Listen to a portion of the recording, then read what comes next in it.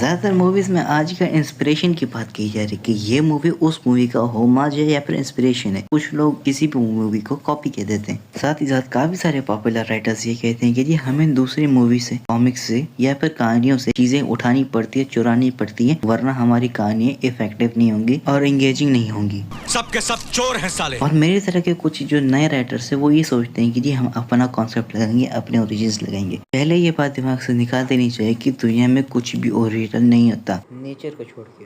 हर चीज किसी के पर्सपेक्टिव के ऊपर मबनी होती है। हर कोई दुनिया को अपने नजरिए से देख रहा होता है। इसी वजह से जब हम किसी और का नजरिया देखते हैं, किसी और के आर्ट फॉर्म देखते हैं, किसी और का काम देखते हैं, तो हमें थोड़ा यूनिक लगता है। अगर आप उसके उस आइडिया के रूट्स को देखें तो आपको पता चल जाएगा कि उसने कौन सी चीज कहाँ से उठाई। तो अगर कुछ भी बनाना है जिसमें आप किसी दूसरे का कॉन्सेप्ट लेते, किसी दूसरे का आइडिया लेते हैं, तो मसला नहीं है। प्रॉब्लम दरअसल ये है कि उस आइडिया को अपने पर्सपेक्टिव से दिखाओ, अपने नजरिए से दिखाओ, अपनी दुनिया के हिसाब से दिखाओ। मिसाल के तौर पर टाइम ट्रैवल मैंने एक लफ्ज बोला तो बैक टू द फ्यूचर और एवेंजर्स एंड गेम दोनों बन गई, लेकिन दोनों का कॉन्सेप्ट बिल्कुल अलग है, दोनों मूवीज ही बिल्कुल अलग है। एक तरफ क्वांटम फिजिक्स और ये सारी चीजें डिस्कस की जाती है, ऑन दी अदर हैंड हमें 88 माइल्स पर आवर की स्पीड चाहिए। तो इस छोटे से डिफरेंस की वजह से पूरी कहानी अलग लगती है। दोनों मूवीज की अपनी अपनी आइडेंटिटीज है, येट दोनों की मूवीज में सिमिलर कॉन्सेप्ट यूज की गए हैं, जैसे कि time travel. Back to the future में एक तरफ पूरी मूवी में हमें ये थोड़ा बहुत इशू मिलता है कि हमें गाड़ी का फ्यूल अच्छे से ढूंढना है और उसको इस्तेमाल करना है। On the other hand Avengers में टाइम ट्रैवल के लिए बिम पार्टिकल्स चाहिए, जिसके लिए कहानी में बहुत ही अलग अलग स्टेक्स होती हैं, अलग अलग कहानी आगे बढ़ती हैं, जिसकी वजह से दोनों मूवीज की अपनी अपनी आइडेंटिटीज है, डिस्पाइट दोनों में एक जैसा सिमिलर कॉन्सेप्ट मौजूद है। बड़े बुजुर्ग कह के गए हैं कि हर किसी का अपना अपना प्रॉब्लम होता है, बस नजरिए की बात होती है। तो यहाँ पे भी हमने ये करना है कि अपना पर्सपेक्टिव डालना। अगर आपकी कोई पीरियड फिल्म है तो आपकी कहानी में आपके कैरेक्टर्स के आपके अपने सेपरेट यूनिक रूल्स होंगे, और उसका एक्सपोजर, उसकी एक्सप्लेनेशन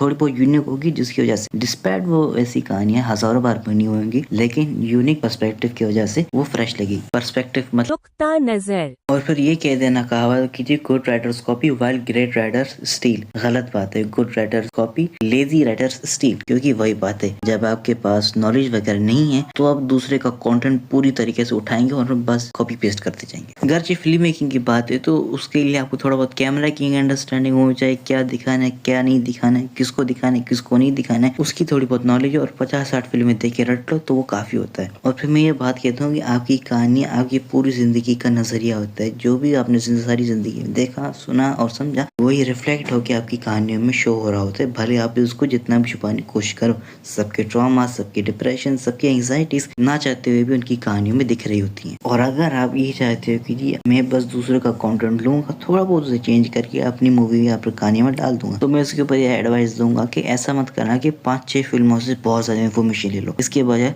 70-80 फिल्मों से 5-6 चीजें ले लो, फिर उन्हें तोड़ मोड़ के साथ करते जाओ। उसके बाद जिस शख्स को इंसाइक्लोपीडिया जैसी इन्फॉर्मेशन होगी, वो ही देख के आपकी फिल्म को कहेगा कि इसने वाह से चीजें उठाई है। अदरवाइज नॉर्मल ऑडियंस के लिए ये सारा कुछ बेहतरीन एक्सपीरियंस होगा। और मैं इस पूरी बात को थोड़ा बहुत एप्रिकेट करने की कोशिश करूंगा कि जी कॉन्सेप्ट उठाओ, आइडिया, प्लॉट, सीन नहीं। होमाज एक अलग चीज है, क्योंकि बताने वाला इनडायरेक्टली भी खुद से बता रहा होता है कि ये चीज उस चीज का रेफरेंस है या फिर उस चीज का होमाज है। तो होमाज और कॉन्सेप्ट लेने और उसे पूरी नई कहानी बनाने में फर्क है। और अगर अच्छे से वर्ल्ड बिल्डिंग वगैरह सब करना है तो इसके लिए इल्म चाहिए होगा, नॉलेज बहुत ज्यादा जरूरी है। आंखें रोशनी के बगैर बेकार हैं, कान शोर के बगैर बेकार हैं, और नजरिया इल्म के बगैर बेकार है। तो इसीलिए इल्म बढ़ाना चाहिए, वरना फिर जितनी भी अच्छी कहानी लिखो कि जब तुम्हें एक्सपोजर ही करना नहीं आएगा तो भले बेहतरीन कैरेक्टर्स हो, तुम जस्टिस नहीं कर पाओगे कैरेक्टर्स में।